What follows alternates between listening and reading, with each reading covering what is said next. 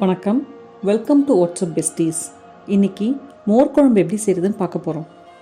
தேவையான பொருட்கள்: தயிர் 500 ml, துவரம்பருப்பு 1 மேஜை கரண்டி, கடலைப்பருப்பு 1 மேஜை கரண்டி, பச்சரிசி 1 மேஜை கரண்டி, ஜீரகம் 1 மேஜை கரண்டி, சிறிய வெங்காயம் 6, பச்சை மிளகாய் 2, இஞ்சி அரை அங்குலம், தேங்காய் 5 உடைத்த சிறிய துண்டுகள், மஞ்சள் தூள் 1 மேஜை கரண்டி, பெருங்காயம் 1 மேஜை கரண்டி, கருவேப்பிலை கொத்தமல்லி 1 கைப்பிடி, கடுகு, உளுத்தம்பருப்பு, ஜீரகம், உலர்ந்த சிவப்பு மிளகாய், தாளிக்க எண்ணெய் 2 மேஜை கரண்டி, உப்பு தேவையான அளவு. துவரம்பருப்பு, கடலைப்பருப்பு, பச்சரிசி இது மூணையும் 20 நிமிஷம் ஊற வச்சு எடுத்துக்கணும். அது கூடவே சின்ன வெங்காயம், இஞ்சி, பச்சை மிளகாய், தேங்காய், ஜீரகம் இதெல்லாம் சேர்த்து மிக்சியில் நல்லா அரைச்சி எடுத்துக்கணும்.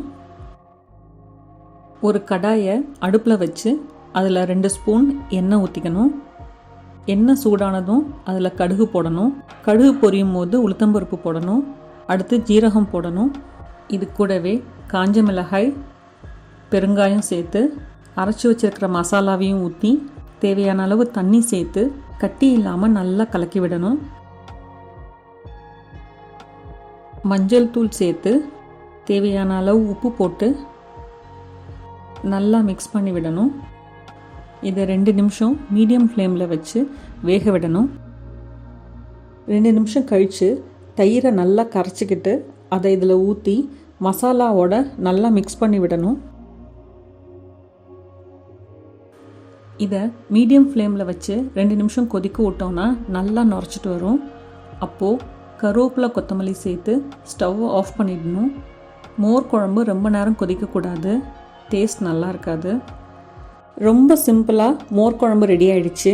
இதில் காய் சேர்க்குறதா இருந்தால் தயிர் சேர்க்குறதுக்கு முன்னாடியே மசாலாவோட வெண்டைக்காய், வெள்ளை பூசணி இந்த மாதிரி காய் சேர்த்து வேக விட்டுறணும். அல்லது வடை செஞ்சோன்னா அதை இந்த மோர் குழம்புல ஊற வச்சு சாப்பிடலாம், ரொம்ப நல்லாயிருக்கும். இந்த வீடியோ உங்களுக்கு பிடிச்சிருந்ததுன்னா நீங்களும் ட்ரை பண்ணி பாருங்கள்.